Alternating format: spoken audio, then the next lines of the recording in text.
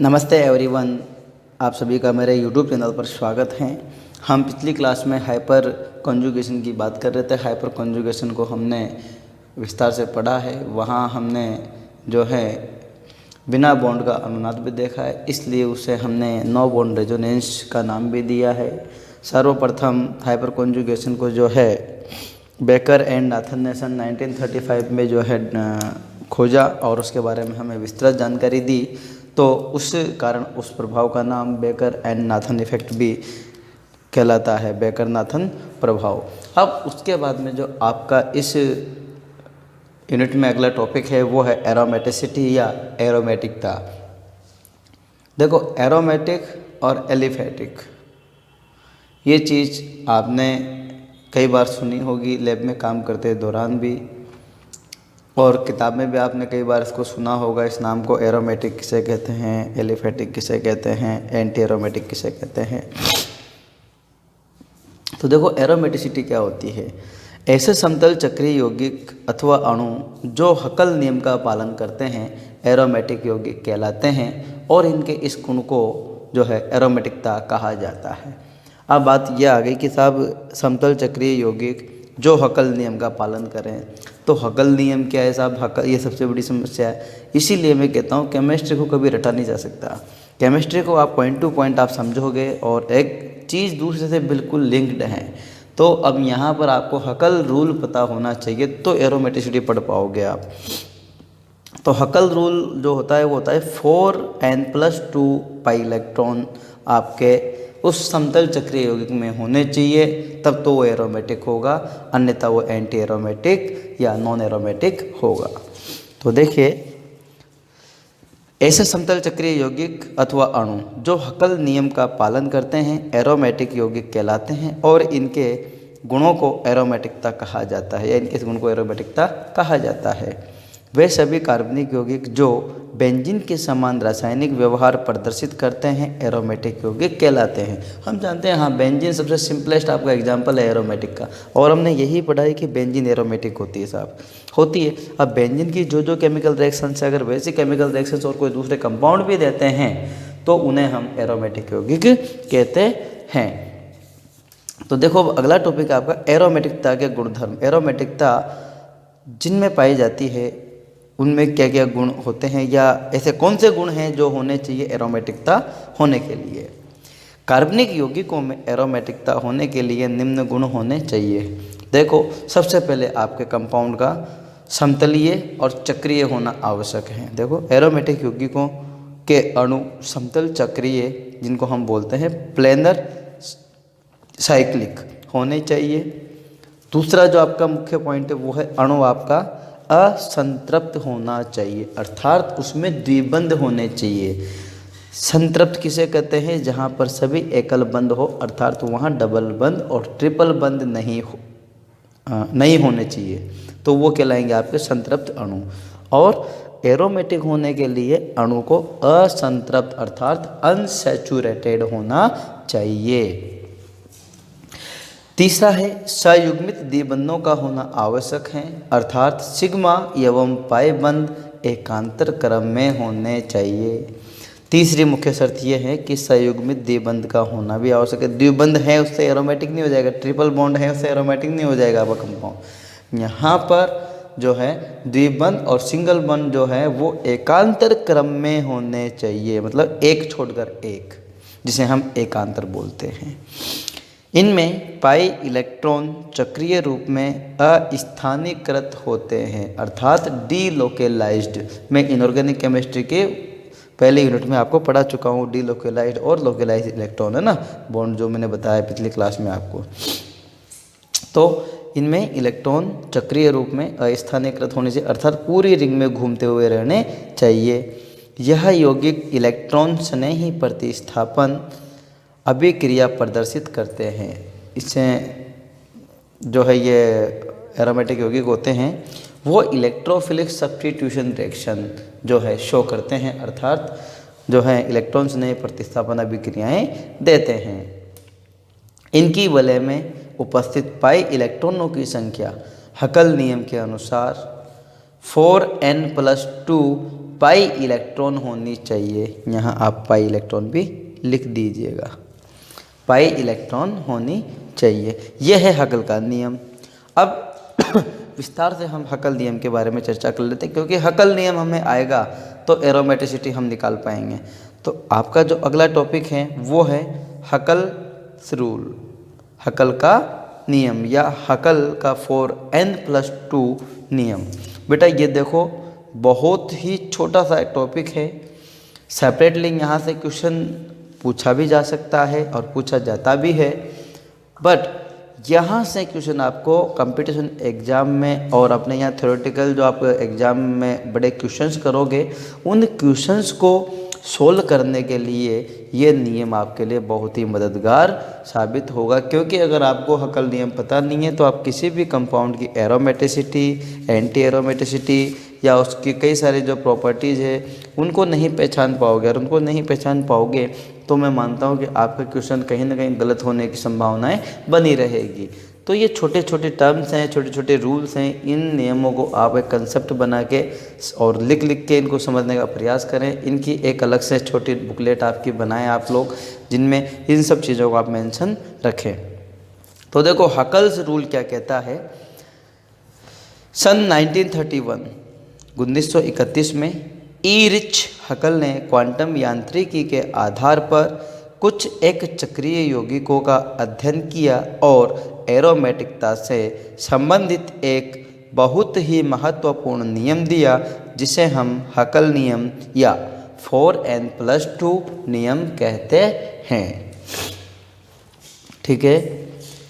हकल के नियमानुसार वह समतल चक्रीय यौगिक जिसमें 4n+2 पाई इलेक्ट्रॉन उपस्थित होते हैं वह अणु अथवा यौगिक एरोमेटिक होता है। अगर आपसे हकल नियम की परिभाषा पूछी जाए तो आप सिर्फ यहाँ से लेकर यहाँ तक जो है डेफिनेशन देनी, और n इक्वल टू जो आपका है, जिसमें आपका n है, n equal to 0 1 2 3 4 integer value आप यहाँ पुट करोगे। पुट करने पे जितने इलेक्ट्रॉन आते हैं उतने इलेक्ट्रॉन उस अणु या उस कंपाउंड में होने चाहिए। अगर हैं तो वो एरोमेटिक होगा, अगर उतने इलेक्ट्रॉन उसमें नहीं है तो वो आपका एंटी एरोमेटिक होगा। ठीक है। पूछी जाती है परिभाषा हकल। देखिए हकल का नियम क्या है। हकल का नियम आपको पूरी परिभाषा लिख दो, 2 नंबर में पूछा है तो अगर आपसे आधे नंबर में पूछी तो इतनी चलेगी, यहाँ से लेके यहाँ तक चलेगी आधे नंबर के क्वेश्चन में। अगर आपसे आधे नंबर से ज़्यादा में पूछा 1 नंबर 2 नंबर 3 नंबर में, तो फिर आपको स्टार्टिंग से लेके पूरा आगे तक समझाना है। कुछ एग्जाम्पल भी देने भी, एग्जाम्पल की भी हम चर्चा करेंगे और इस आधार पर आपको काफ़ी सारे एग्जाम्पल सोल्व करने हैं। मैं कुछ करा दूंगा, कुछ आपको करने हैं। तो बात समझ में आई। हकल नियम के अनुसार वह समतल चक्रीय, पहले बात तो अणु का समतल होना जरूरी है और चक्रीय होना जरूरी है, क्योंकि अगर ये 2 वर्ड आपने समझ लिए तो मैं मानता हूँ आप मात नहीं खाओगे। अन्यथा भी मैं एग्जाम्पल पे लेके जाऊँगा, आपको यहाँ पर जो है कहीं ना कहीं दिक्कत आने वाली है। तो अणु का समतल होना जरूरी है और चक्रीय होना जरूरी है, जिसमें 4n+2 पाई इलेक्ट्रॉन उपस्थित होते हैं वह अणु अथवा यौगिक एरोमेटिक होता है, जिसमें n equal to 1 0 2 3 4 integer value पूर्णांक संख्या है। ठीक है। हकल नियम के अनुसार केवल 2 4 6 14 पाई इलेक्ट्रॉन युक्त समतल चक्रीय यौगिक एरोमेटिक होते हैं। हकल के नियम के अनुसार आपके जिन जिन कंपाउंड्स में या मतलब चक्रीय साइक्लिक समतल चक्रीय यौगिकों में 2 4 6 14 इलेक्ट्रॉन है, पाई इलेक्ट्रॉन, वो सारे के सारे ही एरोमेटिक होंगे। तो अब देखिए हम जो हैं हकल रूल जो है आपका 4n+2 पाई इलेक्ट्रॉन, ठीक है, 4n+2 पाई इलेक्ट्रॉन में हम जो हैं if n equal to 0 then 4n+2 pi electron क्या होंगे, हम ये बात करते हैं। यहाँ पर n की वैल्यू 0 पुट करते हैं। देखो आप 4 × 0, n इक्वल टू क्या लिखा 0 प्लस आपका 2 और पाई इलेक्ट्रॉन आप यहाँ लिख सकते हो ऐसे कैसे, इक्वल टू, देखिए आप यहाँ पर 4 × 0 0 हो जाएगा, n+2 तो 2 इक्वल टू आपका 2 पाई इलेक्ट्रॉन सिस्टम आपका आंसर निकल के आता है। अब ऐसी कोई समतल चक्रीय रिंग है जो 2 पाई इलेक्ट्रॉन रखती हो तो वो एरोमेटिक होगी। तो पहला है आपका 2 पाई इलेक्ट्रॉन सिस्टम की हम बात कर रहे हैं। 2 पाई इलेक्ट्रॉन, आप इसके भूल जाइए, ये आपका 2 पाई इलेक्ट्रॉन सिस्टम है। ज़रा देखिए यहाँ पर, ये इसमें एक द्विबंध है, यहाँ धनावेश है, ये धन है, ये बॉन्ड यहाँ माइग्रेट होगा, ये यहाँ आ जाएगा डबल बंद, और यहाँ इस जगह से गया है ना, देखो ये यहाँ से इलेक्ट्रॉन गए हैं तो यहाँ पॉजिटिव चार्ज आएगा अगली स्थिति में, ये आ गया। अगली स्थिति में फिर ये यहाँ डबल बॉन्ड इधर माइग्रेट करता है तो पॉजिटिव कहाँ जाएगा, तीसरी पोजीशन पर, ये देखो तीसरी पोजीशन पर गया। तो ये है आपका साइक्लोप्रोपीनियम धनायन। क्या है? साइक्लोप्रोपीनियम धनायन। अब यहाँ हम बात करते हैं कि तीनों अनुनादी संरचनाओं के अगर हम मिला जुला संकर रूप लिखें तो वो प्लस जो चार्ज है, देखो हमने डॉट लाइन से दिखा है, प्लस को सेंटर में लिख दिया, अर्थात ये जो प्लस चार्ज हैं ये इस रिंग के प्रत्येक कार्बन पर पहुंच रहा है। अतः हम कह सकते हैं कि साइक्लोप्रोपीन एरोमेटिक नहीं होता, लेकिन साइक्लोप्रोपीनियम धनायन, ध्यान देना, साइक्लोप्रोपीनियम धनायन एरोमेटिक होता है। इसी प्रकार यदि हम n बराबर 1 रखें तब जो अपना आंसर आएगा, यहाँ पर हमने लिखा है ना 2 पाई इलेक्ट्रॉन, तो आपका जो वैल्यू निकल के आएगा 6 पाई इलेक्ट्रॉन आते हैं। अतः 6 पाई इलेक्ट्रॉन रखने वाले तंत्र भी एरोमेटिक गुण प्रदर्शित करते हैं। बात समझ में आई? अब 6 पाई इलेक्ट्रॉन सिस्टम में आपका बेंजीन तो है ही, लेकिन बेंजीन के अलावा कई सारे और भी सदस्य हैं जो 6 पाई इलेक्ट्रॉन रखते हैं। ठीक है, तो उनके बारे में अब हम चर्चा करते हैं। अब देखो हम बात कर रहे हैं 6 पाई इलेक्ट्रॉन सिस्टम की। अगर हमने n बराबर 1 रखा सूत्र में, देखिए मैं रख के दिखाता हूँ आपको, ये आपका 4n प्लस 2 पाई इलेक्ट्रॉन, ये है आपका हकेल रूल। इसमें n equal to, if n equal to 1 रखा अपन ने तो 4 इंटू 1 प्लस 2 पाई इलेक्ट्रॉन, तो 4 इंटू 1 बराबर 4 प्लस 2 एंड पाई इलेक्ट्रॉन। जब इसे हम सोल्व करेंगे तो निकल कर आएगा आपका 6 पाई इलेक्ट्रॉन सिस्टम। जब 6 पाई इलेक्ट्रॉन सिस्टम है तो ये होगा आपका एरोमेटिक, लेकिन कंडीशन क्या है इसके लिए? प्लेनर साइक्लिक होना चाहिए। ठीक है, देखो अब यहाँ पर हम बात करते हैं इसके एग्जाम्पल जो हैं। अब 6 पाई इलेक्ट्रॉन तो जो है 5 मेंबर रिंग में भी हो सकते हैं, 6 में भी हो सकते हैं, 7 मेंबर में भी हो सकते हैं। तो अब हम सबसे पहले बात करते हैं कि 6 पाई इलेक्ट्रॉन सिस्टम में जो हैं 5 member rings containing 6 pi electron, जो 5 सदस्यीय वलय हैं जो 6 पाई इलेक्ट्रॉन रखती है, वो कौन कौन सी वलय हैं? सिंपली आपका जो है पायरोल है। पायरोल में देखिए आप, ये आपका डबल बॉन्ड, ये डबल बॉन्ड और ये लोन पेयर ऑफ इलेक्ट्रॉन। अब ये लोन पेयर ऑफ इलेक्ट्रॉन है तो ये इनके कॉन्जुगेशन में भाग लेता है, रेजोनेंस में भाग लेता है। इसलिए यहाँ पर ये जो नाइट्रोजन है ये भी आपका sp2 संकरित होगा। हालांकि ऐसे इसको इस कंडीशन में देखिए, ये बहुत बड़ा इश्यू हो जाता है कई बार आप लोगों के लिए कि सर यहाँ पर ये हाइड्रोजन है, ये लोन पेयर ऑफ इलेक्ट्रॉन है, तो इसको हम एक बॉन्ड मानते हैं, ये सिंगल बॉन्ड है, तो यहाँ पर चारों बॉन्ड जो है सिंगल काउंट हो रहे हैं और इस कंडीशन में ये sp3 संकरित होना चाहिए। हाँ होना चाहिए, बिल्कुल ऑफकोर्स होना चाहिए, लेकिन वो तब जब इस सिंगल बॉन्ड से आगे कोई डबल बॉन्ड ना हो।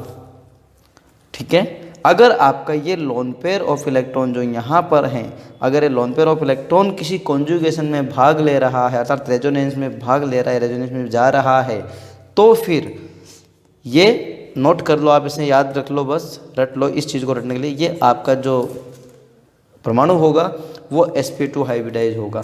तो जब भैया ये sp2 है, sp2 है, sp2 है, sp2 है, sp2 है, तो ये प्लेनर है और प्लेनर है और 6 पाई इलेक्ट्रॉन यहाँ हमें नज़र आ रहे हैं, तो ये आपका एरोमेटिक भी होगा, राइट। इसी प्रकार से आपका ये थायोफीन है, ये पायरोल, इधर से आपका साइक्लोपेंटा 1,3 डाइइन एनायन, क्या है बेटा ये?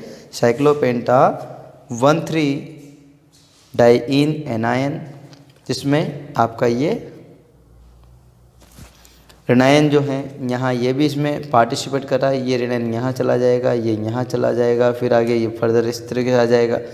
तो ये जो है इसमें पार्टिसिपेट करता रहेगा, ठीक है। अब जैसे यहाँ डबल बॉन्ड आएगा तो ये इस जगह पे आएगा, पहले यहाँ नेगेटिव चार्ज आएगा, फिर अगली कंडीशन में यहाँ जाएगा, ये यहाँ आएगा, यहाँ नेगेटिव चार्ज आएगा, तो इस तरह से घूमता रहेगा पूरे रिंग पर, ठीक है। इसी प्रकार आपका ये फ्यूरेन है। तो ये हो गए 5 मेंबर्ड जो है 6 पाई इलेक्ट्रॉन सिस्टम हैं। ये सारे के सारे एरोमेटिक है आपके और हकल रूल का पालन करते हैं। तो ये फॉलो हकेल रूल्स, ठीक है। और हकल नियम का पालन कर रही है तो ये एरोमेटिक भी होंगी। अब हम 6 membered rings containing 6 pi electron, 5 सदस्यीय बोले उन्हें 6 इलेक्ट्रॉन वाला हमने उदाहरण देख लिए, जिसमें आपके पायरोल थायोफिन और फ्यूरान साइक्लोपेंटा 13 डाइजीन एनाइन वगैरह है। अब हम 6 मेंबर्ड रिंग्स की बात कर रहे हैं जो 6 पाई इलेक्ट्रॉन रखती है। जैसे आपका पायरिडीन जो है 6 पाई इलेक्ट्रॉन रखती है। देखिए ये आपके यहाँ पर 3 डबल बंद आपको दिख रहे हैं, तो 3 के 6 इलेक्ट्रॉन हैं और छोटा जो आपका ये लॉन पेयर ऑफ इलेक्ट्रॉन है ये बाहर की साइड रहता है। इसी प्रकार आपका बेंजीन तो आप जानते हैं वो 6 पाई इलेक्ट्रॉन इसमें है, 3 डबल बॉन्ड है, दोनों ये एरोमेटिक नेचर के होते हैं। अगला एक और जो महत्वपूर्ण है वो है 7 membered ring containing 6 pi electron, 7 सदस्यीय। बेटा 6 सदस्यीय कैसे बोला? देखो 1 2 3 4 5 6, इसमें 6 कार्बन है। इसमें देखो 7 सदस्य 1 2 3 4 5 6 7, 1 2 3 4 5 6 7। तो भैया देखो इसमें क्या होता है, यहाँ से जो है ये H अपने दोनों इलेक्ट्रॉन लेकर निकलता है, -H माइनस के रूप में, हाइड्राइड आयन के रूप में निकलता है यहाँ से, और यहाँ इस कार्बन पर धनायन आ जाता है। अब देखिए इसमें इस रिंग में केवल 3 डबल बंद आपको दिख रहे हैं, हाँ ऑफ कोर्स दिख रहे हैं। 3 डबल बंद का मतलब 6 पाई इलेक्ट्रॉन। अब ये 6 पाई इलेक्ट्रॉन जो हैं एक दूसरे के कॉन्जुगेशन में भी है, देखो double single double single double, और यहाँ ये जो धनायन है ये धनायन के जो है रेजोनेंस में भाग ले रहा है। यहाँ पर ये बॉन्ड मान लो यहाँ जाएगा तो यहाँ धनायन आ जाएगा, फिर ये बॉन्ड यहाँ आएगा तो यहाँ धनायन आ जाएगा, ये बॉन्ड यहाँ आएगा तो यहाँ धनायन आ जाएगा। तो ये इस पूरी रिंग में घूमता रहेगा, अर्थात यहाँ कॉन्जुगेशन है। तो हम यूँ कह सकते हैं क्या कि जो आपका ये है साइक्लोहेप्टाट्राइन या ट्रोपाइलियम आयन जो है वो कुछ इस प्रकार से इसका जो रेजोनेंस हाइब्रिड बनेगा कुछ इस प्रकार से बनेगा कि बेटा देखो ये पूरी रिंग पे जो है चलायमान है, ठीक है। ये 7 मेंबर्ड है आपका, ये ध्यान रखना है। यहाँ से ये यहाँ पर कार्बन है। तो इस प्रकार की जो व्यवस्था है और ऐसे जो मॉलिक्यूल हैं वो सारे के सारे एरोमेटिक आपके होंगे। अब और आगे हम बात करते हैं 10 पाई इलेक्ट्रॉन सिस्टम जो हैं, कौन कौन से ऐसे सिस्टम हैं जो 10 पाई इलेक्ट्रॉन सिस्टम रखते हैं और एरोमेटिक भी हैं। तो ऐसे समतल चक्रीय अणु जिनमें 10 पाई इलेक्ट्रॉन पाए जाते हैं हकल नियम का पालन करते हैं तथा 10 पाई इलेक्ट्रॉन सिस्टम कहलाते हैं। जैसे आपका उदाहरण है नेप्थेलीन। ये क्या है? नेप्थेलीन। वो जो वाइट बॉल्स आते हैं ना आपके कपड़ों में डालते हैं, बाथरूम में डालते हैं, वो यही है नेप्थेलीन। और दूसरा है आपका क्यूनोलिन। क्यूनोलिन में ये नाइट्रोजन यहाँ रहता है, अगर ये नाइट्रोजन उठ के यहाँ आ जाता है तो ये हो जाएगा आइसोक्यूनोलिन। चिंता मत करो, अभी आप लोगों को क्यूनोलिन ही पढ़ना है। बीएससी 3rd ईयर में जब आओगे ऑर्गेनिक केमिस्ट्री में अपन पढ़ेंगे हेटेरोसाइक्लिक केमिस्ट्री, तो उसमें क्यूनोलिन, आइसोक्यूनोलिन, पिरिडीन, पायरोल, वायरोल, सारे ऑक्सीजन, फ्यूरेन, दुनिया भर के जितने भी कंपाउंड्स हैं उनके बारे में खूब विस्तार से उनकी केमिकल रिएक्शंस भी करेंगे, उनकी बनाने की विधियाँ भी हम डिस्कस करने वाले हैं वहाँ पर। अभी बीएससी फर्स्ट ईयर की जब हम बात कर रहे हैं तो इनको यही इतना ही पढ़ना है अपने को ना। अब अगला है आपका 14 पाई इलेक्ट्रॉन सिस्टम। ऐसे अणु जिनमें 14 पाई इलेक्ट्रॉन पाए जाते हैं उन्हें 14 पाई इलेक्ट्रॉन सिस्टम या तंत्र कहते हैं। सिंपल से देखो, ऑर्गेनिक केमिस्ट्री सबसे आसान है, बस समझ लो। अगर रटोगे तो कुछ नहीं होना जाना आपका ऑर्गेनिक केमिस्ट्री में, लेकिन समझ लोगे और कंसेप्ट टू कंसेप्ट चलोगे तो मैं मानता हूँ कि ऑर्गेनिक केमिस्ट्री ही ऐसी है जिसमें पूरे 50 में से 50 नंबर लाए जा सकते हैं। मैथमेटिक्स मान लो आप इसे। तो इसमें आपका ये है एंथ्रेसिन और फिनेंथ्रेसिन। अब साहब इनके नाम में हम तो भूल जाएंगे, उल्टे पुल्टे हो जाएंगे। तो भैया एक चीज़ याद रखो ना, तीनों में 3 वलय हैं। इसमें क्या हुआ, ये जो वाले हैं ये यहाँ से टूटकर इस वाले पे जुड़ गए, इन दोनों कार्बन की जगह ये यहाँ जुड़ गई, जिसमें ये फिनेंथ्रीन बन गया। अब कौन फिनेंथ्रीन है कौन एंथ्रेसीन है, तो इसको याद रखने का एक तरीका मैं बताऊँ आपको कि आप एक चीज़ याद रख लो कि दोनों में 3 वलय होनी है और ओवरऑल मिला के इनमें 7 जो है द्विबंध होने हैं, तो 14 पाई इलेक्ट्रॉन होंगे। देखो गिन लो, 1 2 3 4 5 6 7, 1 2 3 4 5 6 7 हो गए। और अब यहाँ ध्यान देने वाली बात ये है कि ये क्या है, फिनेंथ्रीन किससे स्टार्ट हो रहा है, पी से। तो क्या देखो इसको और इसको यूँ देखें हम तो ये पी के जैसे लग रहा है क्या अपने को, तो पी की जैसे जो लग रहा है उसको फिनेंथ्रीन बोल दो, बाकी बचा लंबा वो एंथ्रासीन बचेगा ही बचेगा, सिंपल सी बात है। तो एरोमेटिसिटी के बाद में एरोमेटिसिटी में जो तो कुछ उदाहरण हैं, इनमें से आपको जो निम्न में से एरोमेटिक को छांटिए। तो ये सारे उदाहरण आपको मैं दे रहा हूँ, आप खुद इन्हें घर पे सोल्व करें कि कौन एरोमेटिक है कौन एंटी एरोमेटिक है, नहीं है क्यों नहीं है। अब अधिकतर एग्जाम्पल मैं आपको सोल्व करा चुका हूँ इनमें से, बाकी इनको आप स्वयं जो है सोल्व करें। और मुझे आशा है आप लोगों से कि आप इनके आंसर ज़रूर निकाल लेंगे। अगर नहीं भी आते हैं तो मुझे कमेंट करके ज़रूर बताएं और व्हाट्सएप पे आप मुझे बता सकते हैं। बाकी मुझे आशा है कि इसमें आपको कोई समस्या नहीं आनी चाहिए। एक और बहुत अच्छा क्वेश्चन है जो एग्ज़ाम में पूछा जाता है, साइक्लोप्रोपेन अणु में 2 पाई इलेक्ट्रॉन होते हुए भी एरोमेटिक नहीं होता है, जबकि साइक्लोप्रोपेन धनायन एरोमेटिक होता है, क्यों, कारण स्पष्ट कीजिए। देखो ये यहाँ पर जो है प्लस का चार्ज इस पे है, सेम है, ये आपका एरोमेटिक होता है, ये एंटी एरोमेटिक होता है। मैं आपको थोड़ा सा आइडिया दे देता हूँ। मैंने अभी कहा था आपसे कि समतल और चक्रीय होना चाहिए, तो आप सब अपना अपना दिमाग लगा के जो आपकी बेसिक नॉलेज है उसके आधार पर ये निकालने का प्रयास करना। मैंने आपको आंसर बता दिया कि एंटी एरोमेटिक एरोमेटिक है। एरोमेटिक क्यों है, आप उसका रीज़न मेरे को जो है कमेंट करके ज़रूर बताना। अगर आपका आंसर सही होगा तो ठीक है, नहीं होगा तो मैं उसे अगले वीडियो लेक्चर में आपको डिस्कस करूँगा। तब तक के लिए आप सभी का धन्यवाद।